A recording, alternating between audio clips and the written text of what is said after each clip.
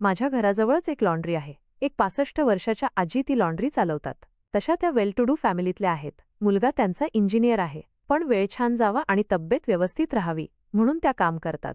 आठवड्यातून 2दा मी लॉन्ड्रीत जातो. बरेचदा आजींच्या मैत्रिणी तिथे गप्पा मारण्यासाठी जमलेल्या असतात. कधी-कधी आजींची नातवंड सुद्धा तिथे खेळत असतात. खोड्या करतात, भांडतात. आजी सर्वांना मायेनं सांभाळून घेतात. असाच एकदा मी कपडे इस्त्रीला टाकण्यासाठी तिथे गेलो होतो. आजींच्या बाजूला त्यांचा नातू उभा होता. आज तो खूपच छान नटून आलेला. कपाळावर टिळा, छान नवे कपडे. 3-4 वर्षाचा त्यांचा नातू, छान गोरा, गुटगुटीत अनगोड. तो त्याच्या आजीला सांगत होता, आजी, तू उद्यापासून त्या सुमंत आजीबरोबर बोलायचं नाही बघ.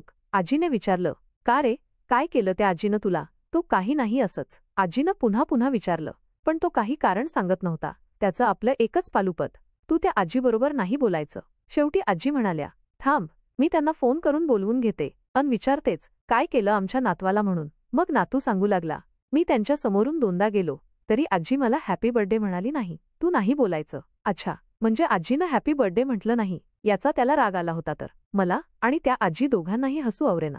तरीही हसू आवरून आजी म्हणाल्या, अरे त्यांच्या लक्षात आलं नसेल, त्या आता म्हाताऱ्या झाल्यात. तू सांगायचं ना त्यांना आज माझा बर्थडे आहे म्हणून. नातू, मग मागच्या महिन्यात दीदीचा कसा लक्षात आला त्यांच्या? त्यांनी मुद्दाम केलंय. तू त्यांच्याशी नाही बोलायचं आता. आजी, बरं जाऊ दे, नाही बोलत त्यांच्याशी. नातू परत आपल्या खेळात रमला. मला गंमत वाटली. एवढ्याशा मुलाला सुद्धा किती इगो, मान अपमान.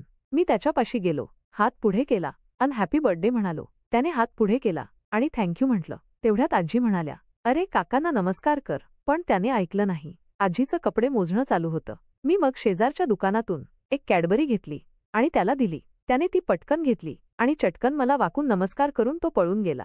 गोष्ट छोटीशीच, पण मला खूप काही शिकवून गेली. छोट्यांपासून मोठ्यांपर्यंत प्रत्येकाला आज इगो आहे. माझ्या अपेक्षेप्रमाणे प्रत्येकानं वागलं पाहिजे. अन्यथा मी त्याला माझ्या आयुष्याच्या चौकटीतून बाहेर काढणार अथवा माझी चौकट आखसून घेणार.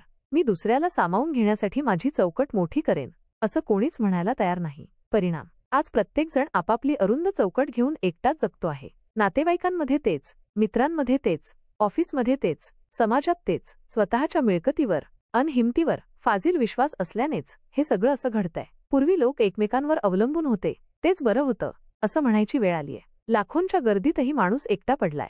पण इगो इतका झालाय की त्याला तेही समजेनासे झालंय. स्वार्थ तर इतक्या टोकाला गेलाय की आपला फायदा असल्याशिवाय कोणी कोणाला विचारतच नाही. जिथे फायदा दिसतो तेथे लोटांगण घालतील, पण फायदा नसेल किंवा फायदा करून झाला असेल तर ते तुमच्याकडे ढुंकूनही पाहणार नाहीत. खरं तर आपण इतके वाईट कधीच नव्हतो. पण मग हे असं का व्हावं? नेमकं गणित कुठे बिघडलं अन आपली संस्कृती, संस्कार असे रसातळाला कसे गेले? मला वाटतं आपण पुन्हा नव्याने मुलांना मी आणि माझाच्या पलीकडे पाहायला शिकवलं पाहिजे. तेही आज आणि आत्ताच. अन्यथा परिस्थिती असहाय्यपणे बघत बसण्याखेरीज आपल्या हातात काही उरणार नाही एवढं खरं. धन्यवाद.